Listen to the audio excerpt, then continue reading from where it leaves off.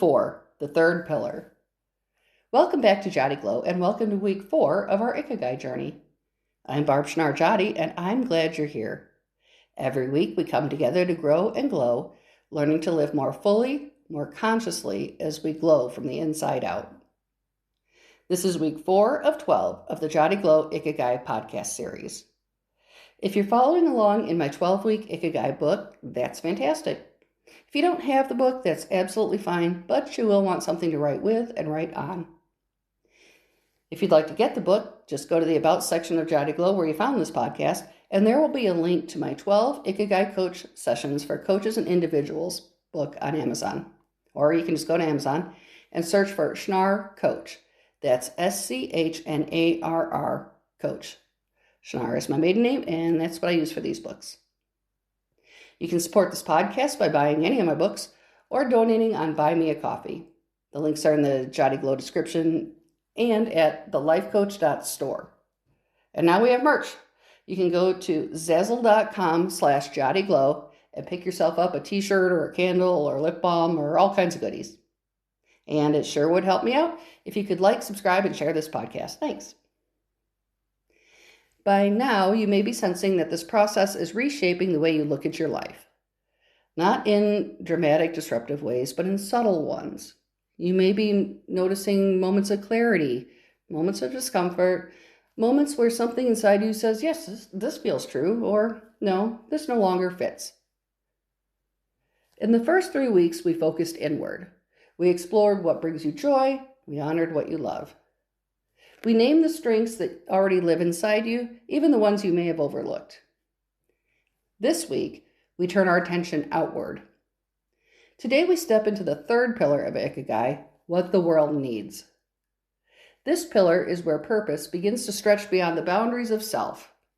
It asks you to consider how your inner world, your passions, and your strengths connects to the outer world. It invites you to reflect not only on who you are, but on how you belong. Purpose deepens when it becomes relational. When it reaches beyond personal fulfillment and touches contribution, service, and meaning that connects you to others. This does not mean sacrificing yourself or losing your identity. In fact, true contribution usually arises from authenticity, not self-erasure.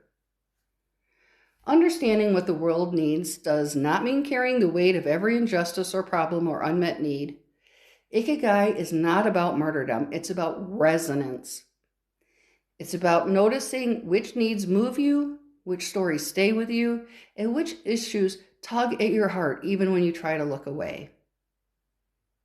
In a deeply interconnected world, our actions matter more than we often realize. A conversation can change a perspective. A skill shared can open a door. A consistent presence can make someone feel seen. Contribution does not need to be large to be meaningful. When you align your life with something that serves beyond you, it often brings 3 powerful gifts. The first is fulfillment. There is a particular kind of satisfaction that comes from knowing your efforts matter, not just to you, but to someone else, or to a cause that feels important. Second, connection. Contribution links you to people, communities, and shared goals. It reminds you that you are not alone and that your life is part of something larger. And the third is motivation. When your actions are rooted in meaning, it becomes easier to stay engaged. Purpose fuels perseverance in a way obligation never can. This is where Ikigai begins to feel expansive rather than introspective. The third pillar creates a bridge between your inner life and the wider world, allowing purpose to flow outward. Let's begin with reflection. The needs of the world are vast, complex, and sometimes overwhelming. The goal here is not to fix everything. The goal is to listen to what resonates with you. Ask yourself, slowly and honestly, what challenges in the world stir something inside me emotionally? What issues have I cared about for a long time, even if I've never acted on them? If I could help solve one problem in my community or the world, what would it be? As you sit with these questions, pay attention to your emotional responses. Purpose often speaks through feeling before it becomes a clear thought. You might notice sadness, anger, compassion, hope, or a sense of responsibility. These emotions aren't distractions, they are signals. Now let's deepen this awareness through a practice called the empathy map. Begin by brainstorming a list of causes, challenges, or needs that matter to you. Let the list be big and imperfect. You are not committing to anything yet. You are simply noticing what draws your attention. Your list might include things like education and literacy, mental health awareness, environmental sustainability, social justice, accessibility, healthcare, community building, or anything. Once you have your list, reflect on your personal experiences. Ask yourself, was there a specific moment, person, or story that shaped my interest in this issue? Have I experienced this challenge myself or seen it affect someone that I care about? Often the causes that resonate most deeply are connected to lived experience. What we have struggled with, witnessed, or longed for often becomes the ground from which purpose grows. From here, gently narrow your focus. Choose 2 or 3 causes that feel most meaningful to you right now. This isn't a lifetime decision, it's a seasonal one. Purpose evolves, and so can your focus. Let me share a personal story. In late 2018, I moved into my parents' house to take care of them. My dad had dementia, and my mom had Alzheimer's. One day, my dad's doctor told me that one of the ways to help delay the onset of these issues is to keep learning. I looked at my mom. She calls the whole internet eBay. And I thought, she is never going to be able to go online and learn new things. But she could do a workbook. And it turns out there was nothing for seniors like that out there. There was tons of crossword and puzzles and word search books, but that kind of stuff doesn't actually help. I wanted something to help her keep learning. So, my friends, I wrote workbooks specifically designed for seniors. I had no idea about book layout or how I was going to publish these things. And in fact, one publisher rejected me because I had created a new genre, they said, and they had no idea how they were going to market it. But I saw something society needed, and damn it, I made it happen. And my mom loved the books, like seriously loved them. In fact, they're available on Amazon or Barnes & Noble if you're interested. Once you've identified causes that resonate with you, the next step is to explore how you might contribute. This is where intention becomes action, and this is where the third pillar starts to feel real. And this brings us to the contribution grid. Begin by listing your strengths and passions, the skills you've identified in previous weeks, the activities you enjoy, and the qualities that come naturally to you. Then, for each cause you care about, ask yourself, how could my strengths help address this need? What role could I realistically play given my current life circumstances? Contribution doesn't need to be formal or public. It might look like sharing knowledge or mentoring or offering support.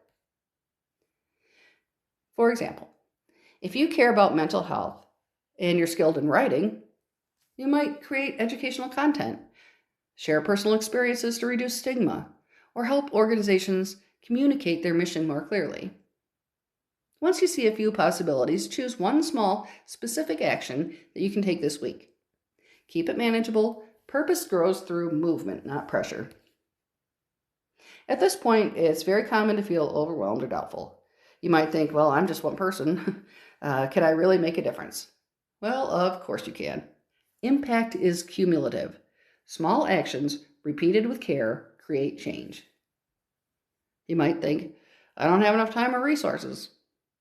Contribution does not have to consume your life. You can make it work in harmony with your life. You might think, I don't know where to start. Starting often looks like learning, asking questions, or connecting with others who care about the same things. Now let's pause for a deeper journaling reflection called Your Ideal Impact. Set aside about 20 minutes and explore these questions slowly. What impact do I want to have on my community or the world? If I could design my ideal role in contributing to a cause, what would it look like? How might my life feel different if I were actively working towards this impact? Let your imagine lead. This isn't about feasibility quite yet. This is about vision. Let me share one more story. Malik is 40 and works as an engineer. He has long been concerned about climate change, but he felt the issue was pretty big, too complex, and too overwhelming. For years, his concern stayed internal. During his Ikigai journey, Malik realized that his technical expertise in energy systems could be meaningful. He started a local sustainability group, initially just to listen and learn. Over time, he began sharing his knowledge about renewable energy, and slowly his involvement deepened. Eventually, Malik became an advocate for clean energy initiatives in his community. His professional skills aligned with his personal values, and contribution became a natural extension of who he already was. And this is often how purpose unfolds, not in big giant leaps, but in steps. Not alone, but in a relationship. To bring everything together, I invite you to create a mission statement. A mission statement weaves together your passion and strengths and what the world needs into a clear expression of purpose. You can use this little template. I am passionate about cause or issue, and I use my skills or strengths to describe how to contribute. My goal is to describe the impact you want to make. That's it. I'm going to say that again because I kind of messed it up.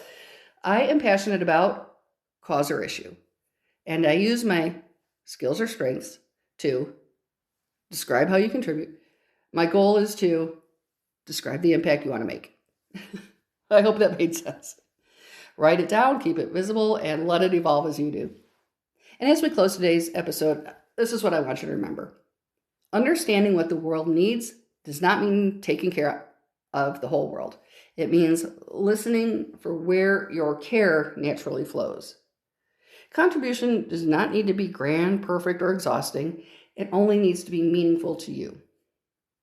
Every step toward contribution adds depth to your life. Every act of alignment strengthens your sense of purpose. Next week, we'll explore the fourth pillar of Ikigai, what you can be paid for, and how sustainability fits into a purpose-driven life. For now, notice what moves you. Notice where your heart leans outward. That leaning matters. You're not here by accident, and in ways both quiet and profound, the world needs what you bring. Giatti Glow is powered by the Life Coach Store, which is owned by me, Barb Giatti. On my website, you can find all kinds of great resources for over 20 types of wellness coaches. Check out thelifecoach.store for more information.